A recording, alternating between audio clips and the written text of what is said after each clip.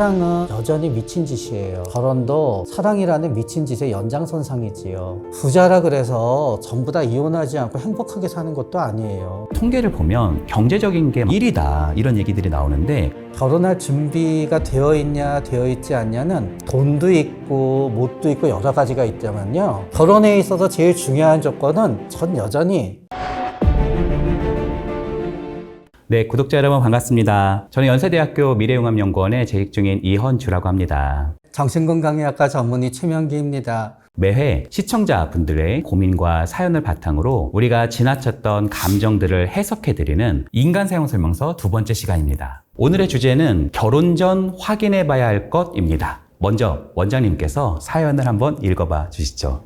가난한 사람과 결혼해도 괜찮을까요? 안녕하세요. 저는 2살 차이의 남자친구와 결혼을 생각하고 있는 30대 초반 여자입니다. 제 남자친구는 늘 저를 먼저 생각해주는 다정한 사람이에요. 3년 동안 사귀면서 싸운 적도 없었죠. 그런데 완벽한 그에게 딱 한 가지 걸리는 점이 있었습니다. 바로 가정 형편이 넉넉지 않다는 것이죠. 부모님께서 자영업을 하시는데 남자친구 명의로 대출을 받아서 3억 원 정도의 빚이 있어요. 평범한 중소기업을 다니면서 연봉이 3천도 안 넘는 남자친구는 그동안 대출금 갚기에 급급해서 모아놓은 돈도 없고 당연히 자가집도 없었죠. 저는 꿈이 있고 성실하면 가난은 문제가 되지 않는다고 생각했어요. 오히려 환경에 굴하지 않는 모습이 더 멋있어 보였죠. 문제는 제가 점점 지쳐간다는 것이었습니다. 영화 보고 밥 먹고 쇼핑하는 그런 평범한 데이트가 그에겐 부담인 것 같았어요. 사귀는 동안 2만 원 이상의 밥을 먹어본 적이 손에 꼽을 정도니까요. 남자친구는 자기 일에 열정이 있고 무엇보다 정말 가정적인 사람입니다. 저희 부모님께서는 돈 때문에 남자친구 눈치를 보게 될 거라고 결혼을 극구 반대하고 계십니다. 가난한 남자친구와 결혼해도 괜찮은 걸까요?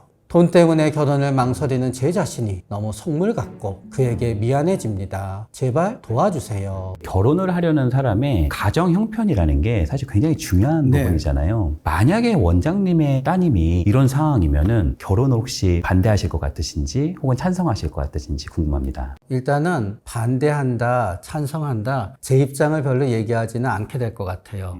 그러나 이제 고민에 대해서 얘기해 보겠지요. 몇 가지 생각해 볼 전제 조건들에 대해서 딸에 대해서 얘기해 보게 될 거예요. 첫 번째는 그 3억 원의 빚이 왜 생겼는지가 궁금하다고 그럴 거예요. 왜냐하면은 이분들이 진짜 태어나서 처음 성실하게 자영업을 하려다 생겼다. 그러면 저는 그럴 수 있다고 생각이 돼요. 그런데 왠지 그 3억 원의 빚이 알고 보니 노름빚이었다. 사업을 해서 생겼다 그러는데 알아보니 그 사업이 증권 투자였다. 그러면 이제 문제가 있는 거지요. 3억 원의 빚이 한 번으로 끝나면 괜찮아요. 그러나 그게 2번, 3번 연속이 되면 안 되니까 왜 그 빚이 생겼는지를 이제 물어보게 될 것 같아요. 그런 다음에 또 남자친구는 빚을 얻어서 부모님한테 제공해 준 거잖아요. 거기에 대한 남자친구의 어떤 감정 같은 것도 확인해 보자고 할 거예요. 언제든지 다시 또 그럴 수 있는 건지. 그러면서 저는 이거를 하나 집어넣을 것 같아요. 과연 돈이 생긴다 그래서 지금보다 더 여유 있는 모습을 보일지. 왜냐하면 남자친구의 인색한 모습은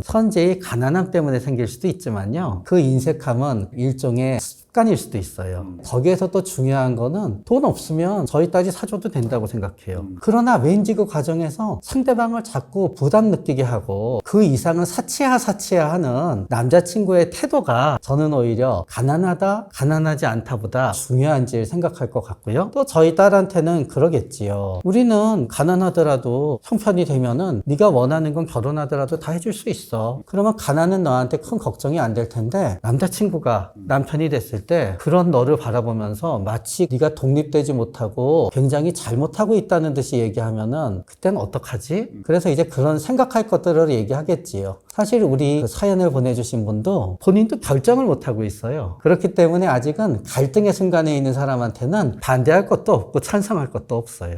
그냥 갈등을 더 잘 유지해서 고민과 생각을 할 수 있게끔 우리는 도와줄 수 있을 뿐이지요.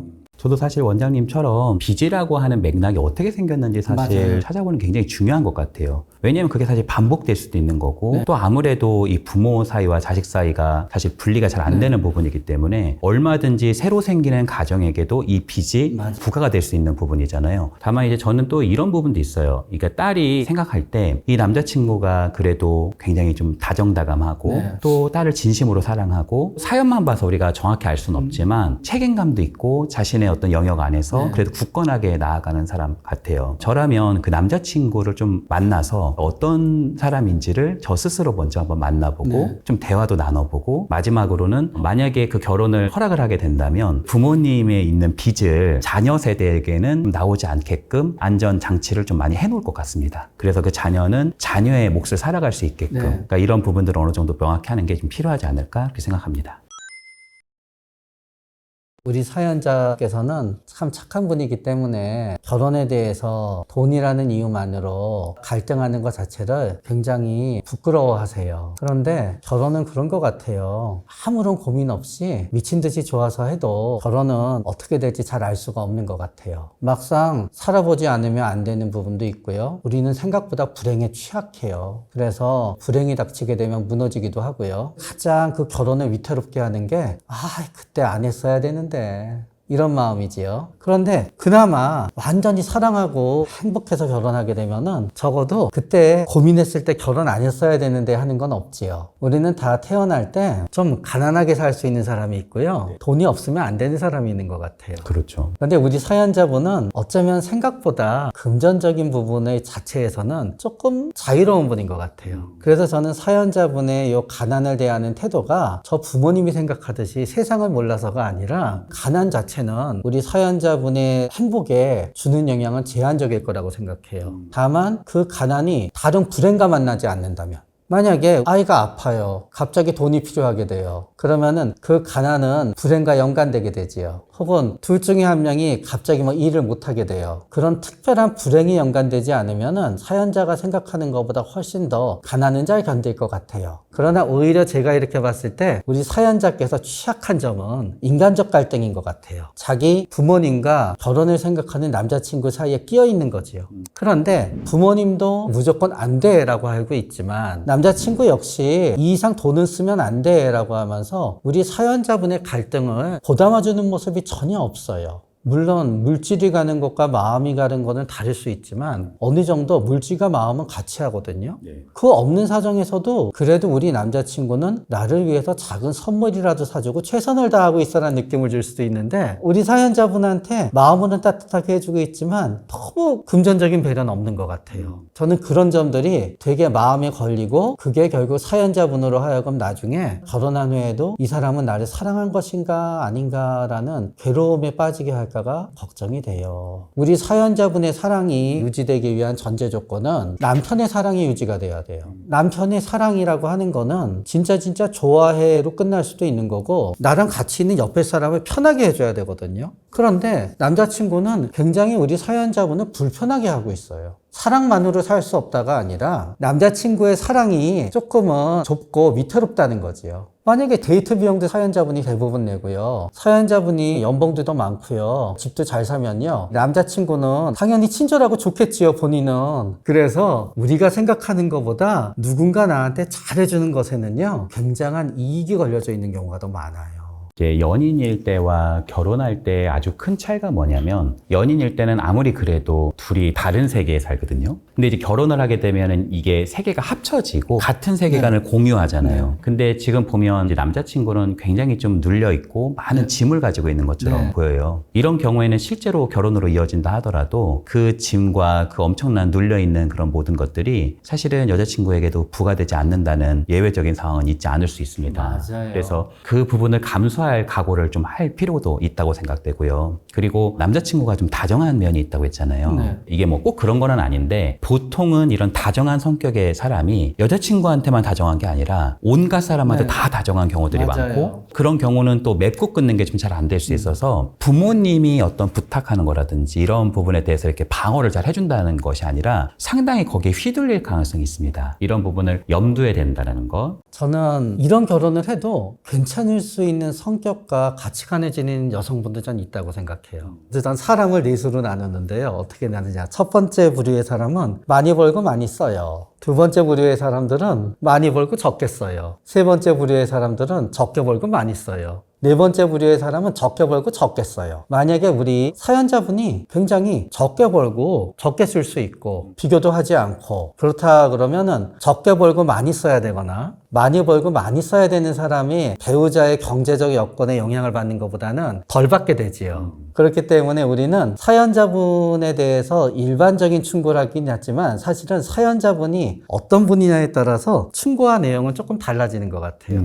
내가 경제적인 부분을 얼만큼 비중을 두고 있는지를 한번 살펴볼 필요가 있어요. 예를 들자면 앞으로 5년 뒤, 10년 뒤 정도를 예상을 해보면 대략적으로 내가 어디 살게 될 거고 또 어느 정도를 벌지가 보이는 부분이 있단 말이에요. 예를 들어서 우리 둘이 공무원인데 갑자기 10년 정도 우리가 일해서 100억짜리 우리가 타워팰리스 산다. 이런 건 좀 어려운 거잖아요. 그래도 내가 괜찮은지를 좀 볼 필요가 있고 사실 그거를 좀 메울 수 있는 다른 욕구와 열망을 그 사람이 채워줄 수 있는 부분이 있는지를 한번 살펴보는 부분도 필요하다고 생각됩니다. 저는 섣불리 빨리 사연자분이 결혼을 하진 않았으면 좋겠습니다. 지금의 고민이 들기 전까지는 사연자분은 가난이 아무 문제가 되지 않을 정도의 커다란 사랑을 남자친구한테 갖고 있었습니다. 그러나 지금은 왠지 사연자분의 사랑이 가난을 뛰어넘지 못하는 정도로 약간은 줄어져 있는 것 같습니다. 이 회의를 이기고 다시 그 사랑이 피어난다고 하면은 결혼을 하게 되는 거고요. 그러나 일단 회의와 갈등에 들어섰기 때문에요. 그거를 무시하기 위해서 결혼을 강행하는 수가 있습니다.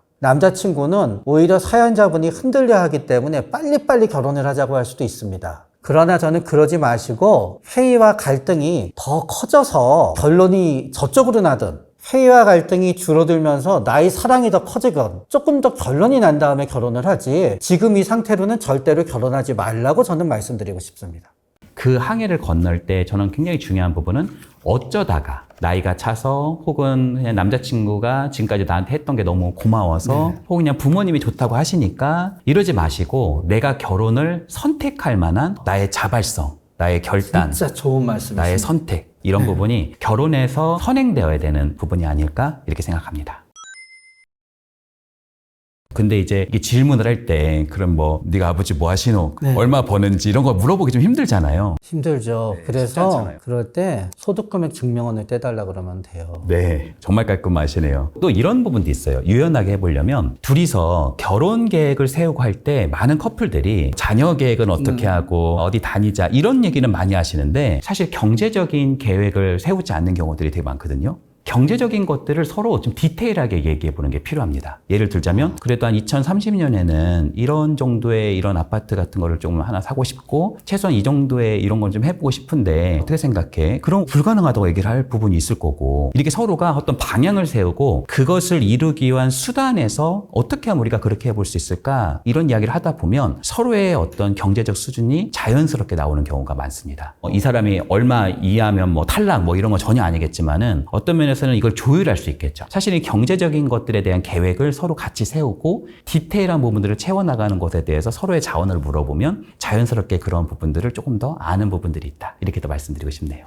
보통은 배우자의 부모님이 어느 정도의 경제적 상황이고 어느 정도의 위치에 있는지를 결혼 초기에도 잘 모르는 경우들이 상당히 많고요. 그걸 배신당했다고 느끼는 경우들도 있어요. 예를 들자면 우리 부모님이 결혼할 때 1억 5천을 대줬어요. 근데 왜 그 부모님이 하나도 안 대주냐? 근데 우리 부모님은 1억 5천은커녕 1,500만 원도 대줄 수가 없단 말이에요. 그러니까 이걸 초반부터 합의하고 가지 않으면 결혼하게 됐을 때 상당히 그것 때문에 싸움에 불씨가 일어날 수도 있다는 거죠.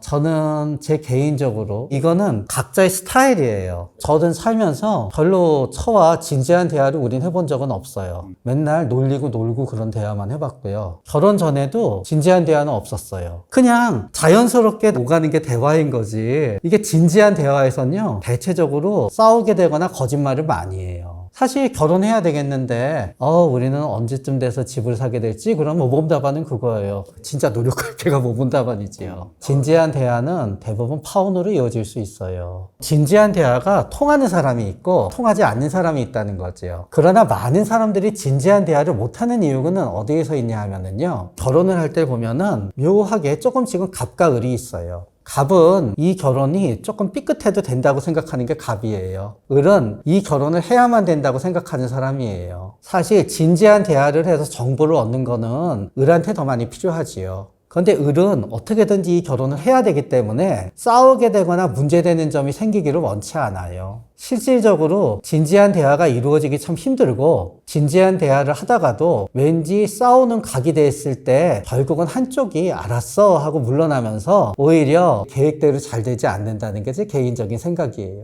사랑은 여전히 미친 짓이에요. 결혼도 사랑이라는 미친 짓의 연장선상이지요. 결혼은 일정 부분 비합리성과 비논리성이 들어가지 않는 한 성립되기가 참 어려워요. 저 진지한 대화의 끝은요, 상당히 금전적으로 이유가 있는 일부의 사람들을 제외하고는요, 결론은 다 뭐로 나오냐 하면은요, 우리 결혼해도 될까? 로 나와요. 가난하다고 해서 다 이혼하고 힘들게 살게 되는 것도 아니고요. 부자라 그래서 전부 다 이혼하지 않고 행복하게 사는 것도 아니에요. 제가 예비 부부들을 만나서 그분들이 결혼을 해서 이제 사는 과정들을 좀 이렇게 보게 되는 경우들이 있단 말이에요. 원장님께서 말씀하셨듯이 사실 결혼 전에는 정말 답이 안 나오는 것 같은 경우들이 있어요. 현실을 보면 이거 결혼 왜 하지? 이거 결혼하면 안 될 것 같은데 이런 느낌을 가졌다가 그냥 또 사라지더라. 네. 이러면서 살아가는 경우들이 저는 상당하다는 거를 사실 많은 눈으로 보고 있단 말이에요. 저부터도 여기 사연에 나오는 남자분 사연이 제 사연하고 좀 비슷해가지고 세상에. 아내가 썼나? 이런 생각도 좀 들기도 하고요.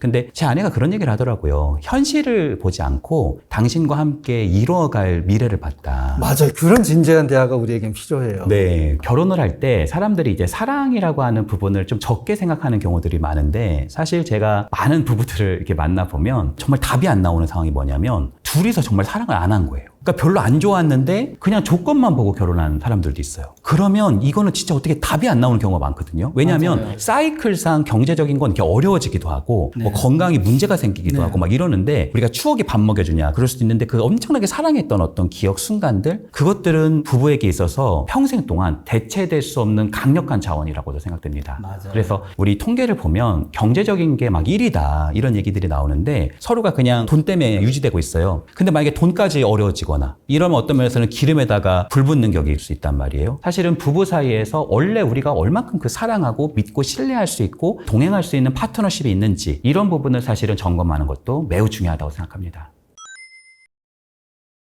일단 왜 결혼하는지 좀 물어봐요. 진짜 저 사람이 좋아서 매일매일 그 다음날 같이 눈을 뜨고 싶어서 결혼해요. 그러면 해야지요. 근데 많은 사람들이 이제 다른 이유들이 참 많아요. 요새는 좀 줄어들었는데 옛날에는 부모한테 달아나기 위해서 결혼하는 거예요. 그게 꼭 나쁘다는 건 아니죠. 그런데 이제 그러다가 보면은 이 사람이 좋은 것보다도 우리 부모가 지긋지긋한 게 더 많으니까 이렇게 나쁜 거와 저렇게 나쁜 거 사이에서는 가능성으로 나쁜 걸 하자. 그러다가 이제 힘든 경우를 보기도 하지요. 만약에 결혼의 마음이 집을 떠나고자 하는 마음이 더 크다 그러면은 그거는 결혼을 하는 게 아니라 집을 그냥 떠나셔야 되실 것 같습니다. 얘기하지요. 어떤 분은 결혼의 이유가 결혼 그 자체인 분도 굉장히 많아요. 내가 아무리 잘 나가고 좋더라도요. 여자친구가 없으면은 내가 만전하지 못하다라고 느끼면서 살아가는 남자분이 있어요. 그런 분들은 결혼을 하지 않으면은 인생에 있어서 부족한 인간이라고 생각하는 분이 있어요.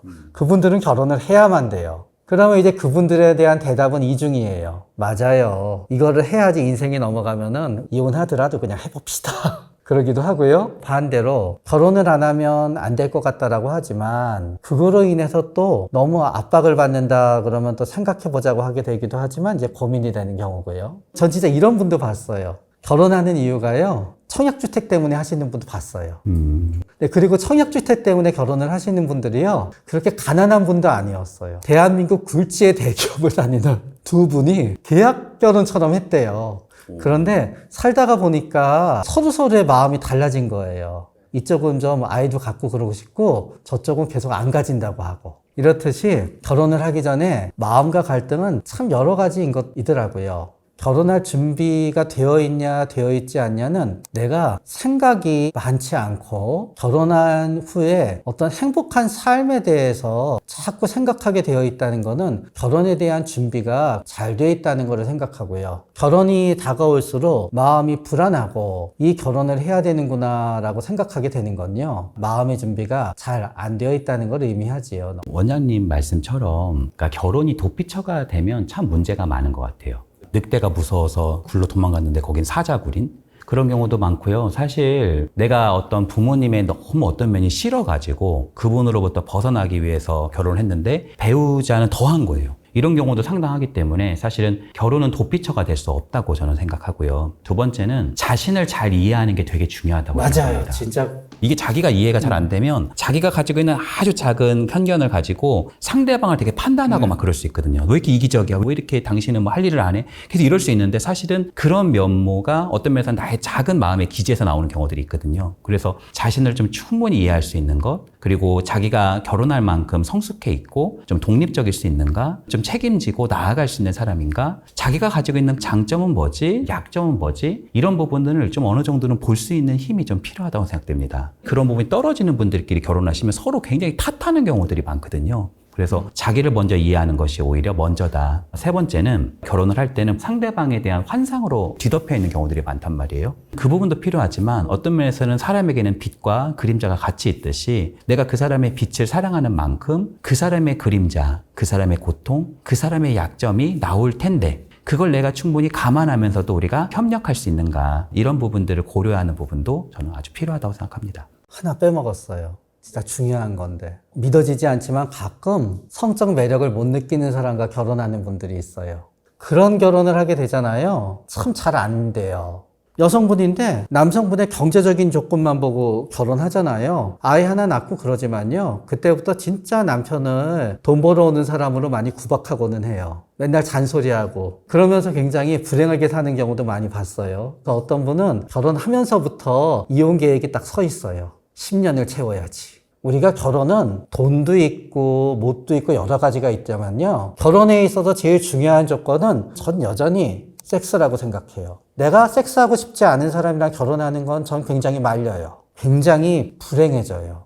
나머지는 다 결혼에 있어서요 부수 조건이에요. 이게 우린 사랑하게 되면은 굉장히 애매한 것만 생각해요. 뭐 서로 배려하고 위기를 헤쳐나가고 그거는 내 아내랑 하지 않아도 돼요. 친구랑 해도 돼요. 부모랑 하는 게 더 나아요. 결혼을 결혼답게 해주고요. 조건이 나쁘더라도 결혼하고 싶고 원수와도 결혼하고 싶은 건요. 불타오르는 성인 거예요. 그게 우리를 뜨겁게 해주고요. 우리의 정신을 갖다 잃게 만들어서 우리를 결혼으로 만들게 되는 거죠. 그러나 그것만으로는 안 돼요. 왜냐하면은 기간이 별로 오래 가지가 않아요. 한 1년 남짓하지요. 그거 말고 중요한 요소들은요. 인내심은 결혼에 있어서 굉장히 유리한 성격이에요. 어느 한쪽이라도 인내심이 있으면은 양쪽이 다 인내심이 없는 경우보다 굉장히 유리해요. 거기에다가 정열이 있어야 되겠지요. 또 양쪽 중에 하나가 복수심이 없다는 게 굉장히 유리해요. 서로 너무너무 재미있고 육체적 관계가 너무너무 잘 풀린다고 생각할 때는 재미있기 때문에 만사가 잘 풀려요. 근데 결혼하다가 보면은 그게 쉽게 시작하잖아요. 재미가 없게 되잖아요. 그때부터 문제가 되는 분들을 보면은 인내심이 없고 한쪽이